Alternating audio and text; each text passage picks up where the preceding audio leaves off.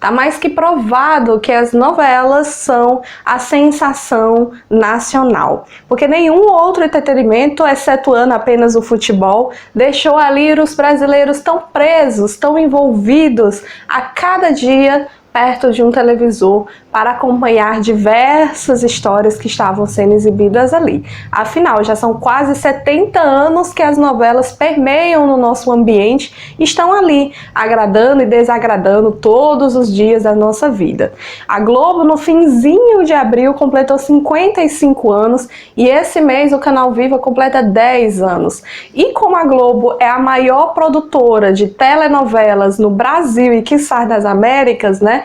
Vamos aí relembrar as melhores novelas que foram exibidas durante a década de 60, 70, 80, 90 e 2000 e no final você escolhe aqui na nossa Batalha das Décadas qual foi a década que produziu as melhores novelas, hein?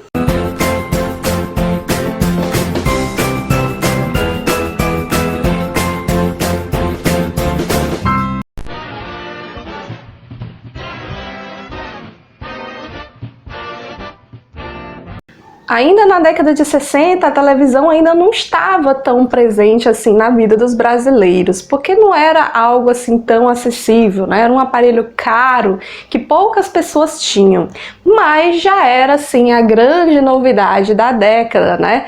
Porque a televisão só tinha surgido uns anos antes, ainda na década de 50, né? E então era muito comum, né, que as pessoas se reunissem na casa das pessoas mais abastadas, que tinham muito dinheiro, que tinham um aparelho em casa, para assistir à programação da TV. E também ir para grandes praças públicas, ver lá o televisor e ver todas aquelas atrações que eram exibidas ali. Então, todas as emissoras, né, que estavam em vigor naquela época, a TV Excelsior, a TV Tupi, a TV Globo, a Record, elas perceberam que as novelas, né, que atraíam mais a atenção do público. Por isso resolveram investir pesado neste setor de teledramaturgia, né? Inclusive, houve muitos, né, questionamentos, mas que tipo de novela nós vamos fazer aqui, né? E como naquela época ainda era tudo muito experimental, eles resolveram fazer alguma coisa que fosse no estilo do teatro, que fosse no estilo da literatura, para que pudesse chamar a atenção daquelas pessoas que estavam assistindo. Na época, né, as novelas não eram nada iguais ao que é hoje, né? Lógico que não era. Muitas não eram exibidas diariamente, tá? E muitas delas ou tinham capítulos curtíssimos, entre 30, 50, 80 capítulos, ou tinham capítulos longos demais, novelas que duravam eternidade. Tinha novelas até com 300 capítulos, né? Então, cada vez mais, cada vez que um autor, ou diretor, ou dono de uma emissora inovava, era algo muito, muito grandioso. E nós temos um grande exemplo disso, né, da novela 25499, Ocupado, que foi a primeira novela a ser exibida diariamente. E foi considerada uma grande loucura para aquela época, mas uma loucura que inspirou muitos outros canais a seguirem o mesmo exemplo. No início, as novelas elas ainda traziam muito estilo de radionovelas, porque era o estilo de dramaturgia que era mais presente ainda naquela época. A autora de maior prestígio na década de 60 foi a Glória Magadã. Ela sabia muito bem reproduzir esse tipo de enredo, né, que levava os brasileiros histórias fantásticas com duques, condes, ciganos, reis, rainhas, vilões cruéis e, claro, mocinhas ingênuas e galãs virtuosos e corajosos, né? Bem estilo melodramáticos e folhetinescos, mas sem nenhum comprometimento com alguma realidade brasileira. Mas foram muitos sucessos que foram exibidos ali na TV Globo, né? Como Eu Compro Esta Mulher, O Shake de Agadia, A Rainha Louca e O Homem Proibido. Porém, foi no fim da década de 60 que esse estilo meloso de novela já não despertava mais tanto interesse assim no público. Principalmente após a estreia do Beto Rockefeller, né, lá na Tupi, que revolucionou as telenovelas na época, porque ele tinha um estilo bem genuinamente brasileiro, muito contemporâneo e que marcaria para sempre o estilo da teledramaturgia. Foi nessa época que despontou para a TV as autoras Janete Claire e Ivani Ribeiro, né, que seriam a grande sensação da década seguinte, né, da década de 70. Elas duas já faziam muito sucesso no rádio, mas agora estavam experimentando fazer histórias para a TV. Inclusive, a Janete Claire trouxe para a Globo o seu primeiro maior sucesso da década de 60, né, a novela O Véu de Noiva, né, que revolucionou o modo de fazer novelas na emissora.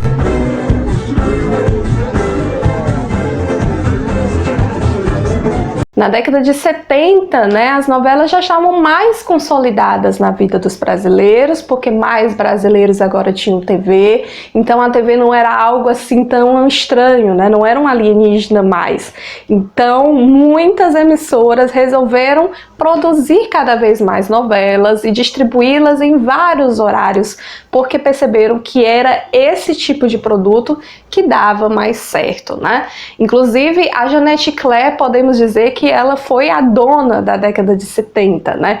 Porque ela foi uma grande sensação na TV Globo. Tudo que ela produzia fazia muito sucesso. Ela começou muito bem com Irmãos Coragem, lá em 1970, e depois dele, todas as outras novelas foram de grande sucesso. Eu tô falando de Selva de Pedra, falando de Pecado Capital, de O Astro, o Pai Herói, todas muito bem escritas, né? Ela parecia mesmo a grande senhora do Reino Mágico. Porém, não era só a Globo que fazia novelas, né? Nós tínhamos também uma emissora bem forte, né? Que era a TV Tupi. E as duas eram as maiores produtoras de novelas naquela época. E lá na Tupi nós também temos uma outra grande autora, né? A Ivani Ribeiro, com suas histórias bastante românticas, telematúrgicas e mágicas, né? E diferenciava um pouco do estilo da Janete Claire, porque ela era bastante realista, né? E a Ivani fez grandes sucessos lá na Tupi, que ganharam remakes depois, com Mulheres de Areia, como Os Inocentes, como A Barba Azul, como A Viagem e O Profeta. E a gente também não pode esquecer do Dias Gomes, né? Com suas novelas fantásticas e repletas de críticas sociais, foram muitas que saíram ali das mãos dele lá para a Rede Globo, como Cafona, Bandeira 2, O Bem Amado, Saramandaia, e foi na década de 70 também que a TV Globo começou a investir em outros horários, né, como eu disse para vocês. Além do horário nobre, né, que era bastante comum as emissoras fazerem novelas somente para o horário nobre, a Globo resolveu também colocar outros horários, né, como para o horário das 6, né, que era conhecido por trazer novelas que fossem adaptações literárias, foram novelas de época, mais românticas, e de lá despontou um dos grandes autores da casa, né, que é o Gilberto Braga, e que de lá saiu o seu grande primeiro sucesso, né, a novela Escrava Isaura. E também temos aí o horário das 7, que é o horário do meio, que ficou ali conhecido por ter novelas mais engraçadas. E dali nós temos autores também incríveis, né, como Cassiano Gabos Mendes, né, que fez muito sucesso com as novelas Anjo Mal e Locomotivas. Mas se a gente fala de década de 70, talvez a novela que venha na cabeça de todo mundo e que talvez tenha marcado a década foi a novela Dancidez, né? A primeira novela do horário nobre do Gilberto Braga, que fez um estrondoso sucesso, que traduziu muito bem ali o fim da década de 70, colocou todo mundo para dançar, todo mundo para se vestir colorido, uma nova sensação estava surgindo ali com aquela novela. O alto astral dos anos 80 trouxe mais cor, mais brilho para as novelas, já que os aparelhos de televisão agora já eram em cores, mas também trouxe mais informalidade, também mais leveza e liberdade para abordar diversos outros temas nas novelas. Sim, porque antes a ditadura estava em vigor e agora ela já estava chegando ao fim. Quantas novelas da década de 60 e 70 foram censuradas, né? Foram cortadas, não foram exibidas por causa da severa e maldita censura da ditadura militar, não é mesmo? Aqui, os autores tiveram mais liberdade para falar sobre temas importantes, né? Fazer críticas à realidade do Brasil, à sociedade brasileira e Quantas novelas não ganharam esse tema, né? Estou falando de Rock Santeiro, de Vale Tudo, Salvador da Pátria, grandes sucessos que estavam ali mostrando para o brasileiro como era a realidade do país, né? Era a arte imitando a realidade. E que deu muito certo, tanto que se tornaram novelas inesquecíveis. Podemos dizer também que as novelas nos anos 80 também ganharam mais humor, principalmente aquele mais rasgado, né, tão característico do Silvio de Abreu, que teve sua grande ascensão aqui na década de 80, com as novelas Guerra dos Sexos, Cambalacho, Sassaricano, e também temos um humor mais classudo do Cassiano Gabos Mendes, que fizeram história na teledramaturgia com Tititi, Brega Chique e Que Rei Sou Eu. Não podemos também deixar de fora o Carlos Lombardi, né, com o humor dele mais sem vergonha, presentes em Vereda Tropical e Bebê a Bordo.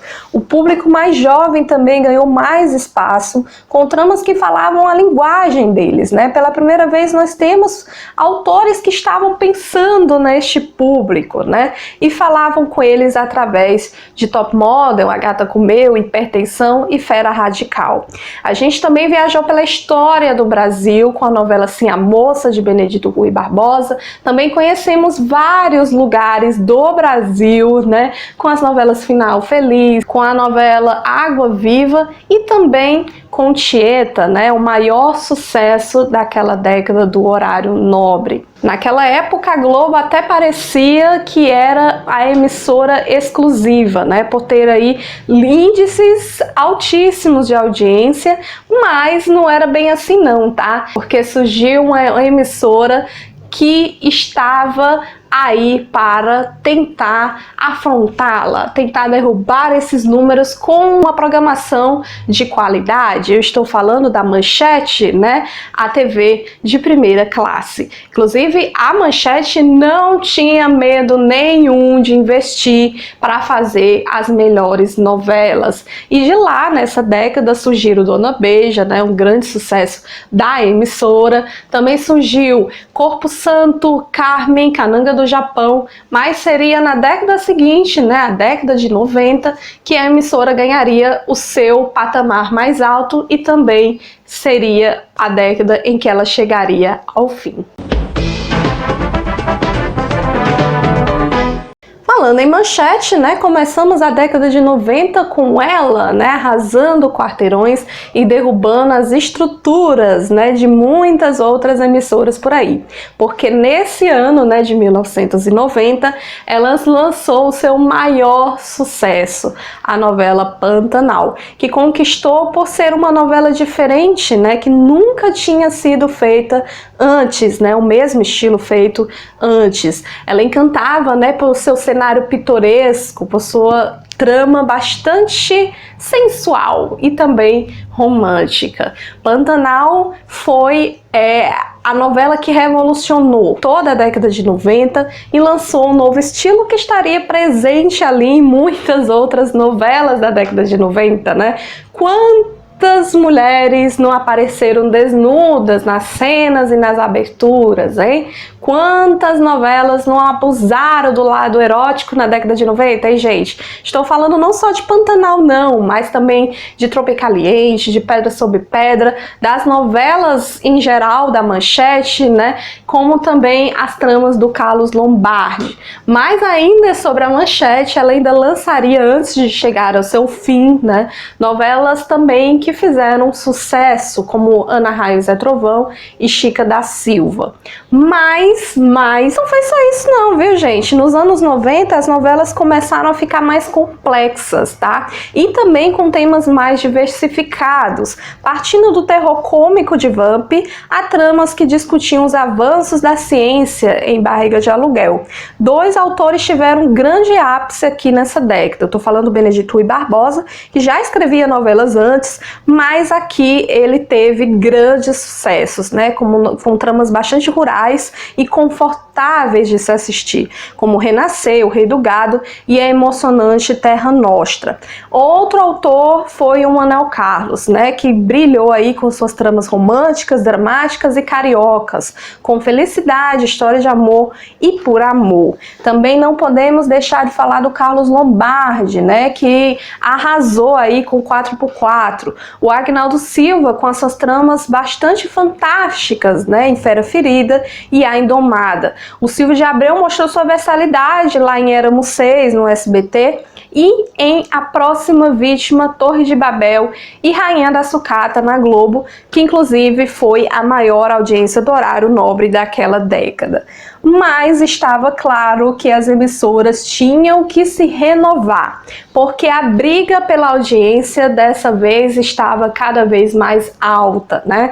Com a tecnologia dos televisores ganharem controle, poder ficar passando os canais com mais facilidade, então os brasileiros tinham mais opções agora, né? Então os canais, eles tinham que se renovar cada vez mais, produzir novelas com mais qualidades. E foi aí que as novelas ganharam mais corpo, né? Foram criados os Projacs, viagens internacionais e tudo mais, né? Tudo para ter a novela com a cara diferente e melhor produzida para os brasileiros. Mas, apesar de tantas inovações, a década de 90 também foi espaço para grandes remakes, né? Muitos deram certo, como Mulheres de Areia e A Viagem. Outros nem tanto, né? Como Irmãos Coragem, Pecado Capital. Aliás, né, Janete e Claire é difícil de fazer remake, mas enfim, nada disso importa, porque para muitos, né, essa década de 90 é considerada a década de ouro da teledramaturgia brasileira.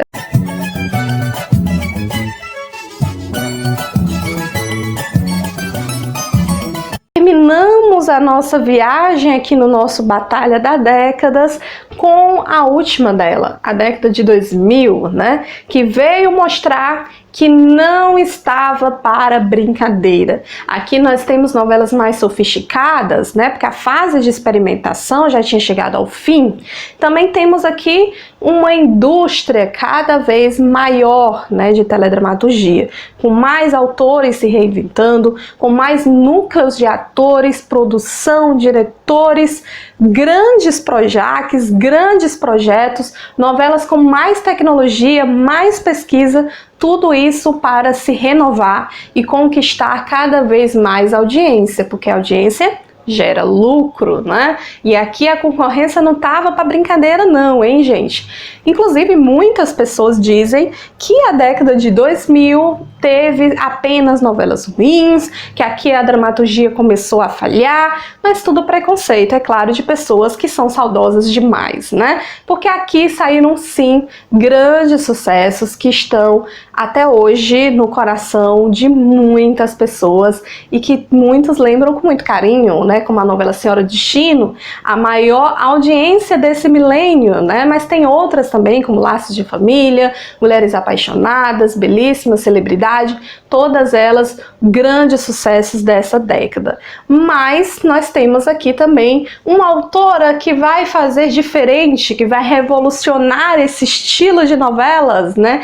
Que é a Glória Pérez, é claro, sempre com suas críticas sociais, trazendo temas tão importantes, tão diferentes, tão inovadores, mas também levando a gente para conhecer culturas diferentes, né? Ela transformou a maneira de fazer novelas em Clone, em América, e nos levou para o patamar mais elevado internacionalmente, com o Caminho das Índias, que conquistou o grande e sonhado prêmio Emmy. Mas o dono da década mesmo foi o Valci Carrasco, que mostrou que era realmente um mago da TV, pois praticamente todas as suas novelas tiveram grande êxito, seja no horário das 6, com Crave a Rosa, Chocolate com Pimenta e Alma Gêmea, ou no horário das 7, com 7 Pecados e Caras e Bocas. João Emanuel Carneiro despontou com A Cor do Pecado, O Benedito Rui Barbosa arrasou com os remakes de Cabocla, Assim a Moça, Paraíso,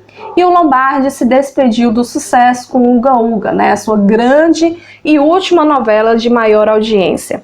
A Record, ela também quis engatar no ramo, viu? E saiu na frente com o remake de Escrava Isaura. E vendo que as coisas estavam dando certo, resolveu investir pesado. E dessa era, né, que para mim é a melhor de todas que a Record já produziu, veio novelas maravilhosas, né, como Essas Mulheres, Prova de Amor, Cidadão Brasileiro, e também a popular trilogia Os Mutantes, né, mostrando que valia tudo para ganhar audiência e que não havia limites na hora de escrever dramaturgia. Porém, os anos 2000 foram bastante difíceis para os canais abertos, porque naquela época, né, já tínhamos ali vários concorrentes, não concorrentes de canais abertos, né, mas também de canais fechados, né, a tal de TV por assinatura, que cada vez mais ganhava ali espaço na vida dos brasileiros e concorria sim com os canais abertos, fazendo com que eles pensassem melhor e se renovassem cada vez mais. Inclusive, muita gente diz, mas as novelas dos anos 2000 não tinham audiência como na década de 80, como na década de 90, mas é claro, né, gente? Na década de 80 e 90 a concorrência era só entre os canais abertos, né? Não tinha outras formas de entretenimento como surgiu ali na década de 2000, que foi a era da tecnologia, né? Veio a internet, veio o streaming, né, que hoje é o maior concorrente aí da TV, e veio mudar completamente os hábitos dos brasileiros, que agora tem outras opções, né? Algo que seria bastante comum a partir da década de 2010, né, em que as novelas agora precisavam ganhar uma grande renovação. Mas isso é uma história para um outro vídeo.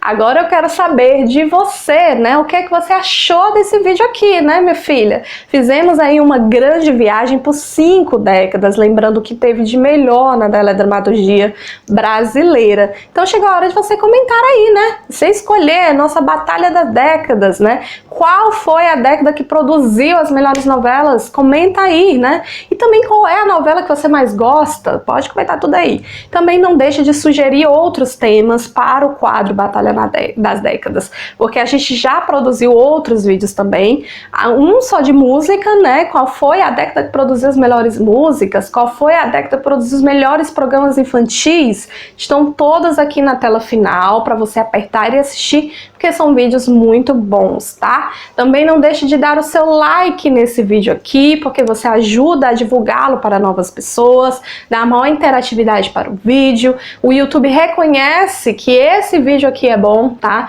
E me deixa mais feliz. E também não deixa de se inscrever no canal, ativar as notificações para o YouTube te lembrar que sempre tem vídeos novos por aqui, né? Nós temos muito conteúdo bacana aqui no Entreteratube, tá? E se ele não te lembrar, me segue nas redes sociais, Instagram, Facebook, Twitter. Lá tô sempre botando ali a chamada dos vídeos para você ficar duplamente antenado, né, do que acontece por aqui. Compartilha esse vídeo com seus amigos. Um grande beijo. Até a próxima. Tchau!